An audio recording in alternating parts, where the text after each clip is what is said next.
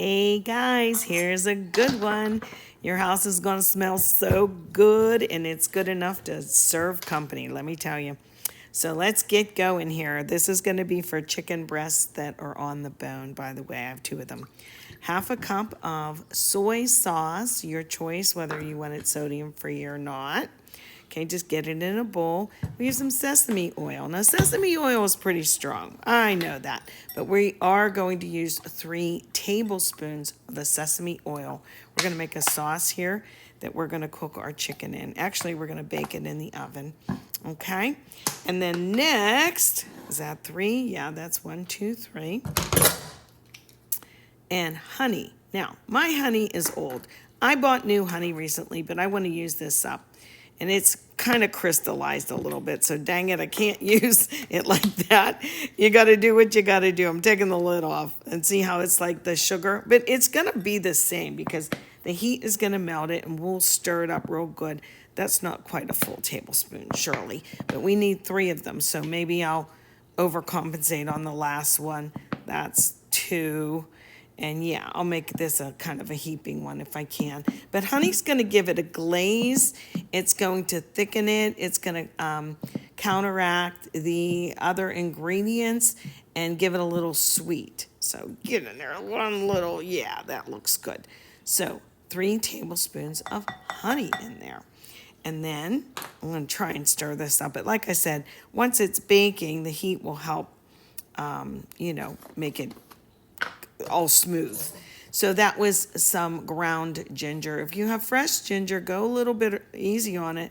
Usually I sift that if I'm baking with it, but there's no need because again, we're going to stir it up real good and it'll be fine because it's all going to be in a sauce. I have some regular pepper. You can use the ground pepper, but I just had this canister almost empty. You know, baking is precise, cooking is not. So don't fret and like, oh my, that wasn't exact. Don't worry about it. Just like this is why you are in the kitchen a little longer if you are on a fuss budget about that. But if you're baking, yeah, your tablespoons and teaspoons should be exact because that's science after all. So you saw we're going to do some green onions here, some scallions. And I figure it needs about 3 of them because the goal is to have a half of a cup. And so we're going to get those ends off and yeah, peel those off. You don't want any of that stuff. I have a cute little tool that I use. And it's lasted for years now. I really like it. I don't need a ton of the tails there, the green things, but I like some of them. See my nice little tool? It's very sharp. And what it does is it just helps you to cut these. And we'll just get that big pieces off for the most part. I'm not going to be real fussy, but I'm going to flip this around and do the end here. But look how nice these make it. You know, much easier than cutting and cutting. This is lickety split. So, like I said, I need a half a cup total. And don't forget these. Don't try and make this recipe. Just wait till you have some scallion, okay? And then I'm just going to chop it. Again, I'm not going to be exact because, like I said, I would resist being in the kitchen if I had to do everything exact. You know, every little piece. This isn't chef school. This isn't Gordon Ramsay's going to come in my kitchen and yell at me if my knife cuts aren't exact. I'm just going to throw this all in and it will be delicious. Trust me, delicious. I use the same cup, half cup that I used for the soy sauce. Let's see. Put these in there. That's about right, isn't it? Yep. Get that in there. And I'm going to save that other little part for something a little bit later, you'll see. Okay? So next, what do we have next? Well, good old garlic. You want to use your fresh. If you don't have it, you can use the jar, but there's nothing like fresh. I shake and shake and shake it, and most of that stuff will come off. Let's see how lucky I am today. Yep. 1, 2. 2 large. These are pretty large cloves. You can use as much as you like. There's no such thing as too much garlic, is there? Unless it's raw. And you can mince it up however you like. I love this little guy. He is a really hard plastic,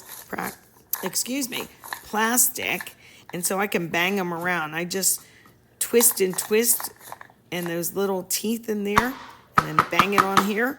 And what do you know? Look how fast that was, right, guys? And if it all doesn't come out, yes, you can take a knife and get that out. But I usually have some sort of liquid, and I pour into my little vampire guy, and then the rest of the little bits of garlic come out. So let's get that in there. Okay, anything else? We'll just mix and mix and mix.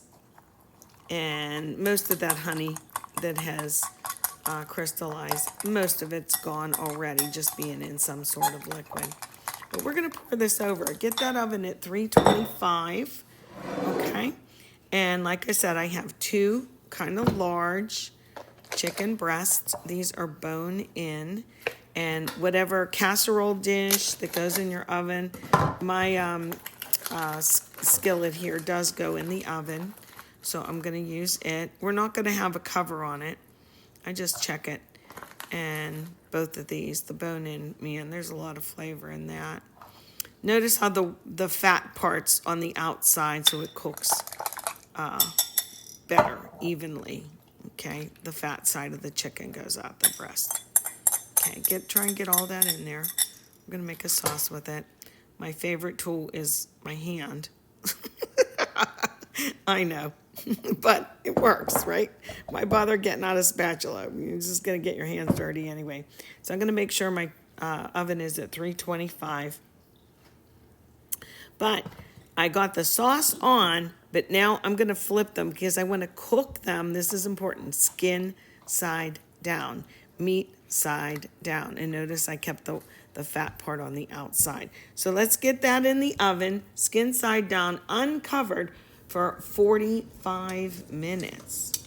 And after 45 minutes, I'm going to show you. I'm turning them over. Look how luscious that looks. And trust me, my kitchen smells fabulous. I'm going to get some jasmine rice on now. And like I said, turn it back over, back in there. I'm going to up my oven to about 350, 375 now for the last 15 minutes. You might want to do that too. As you can see now, I'm making more of a gravy for us. I used chicken broth this time, but you can just use cold water.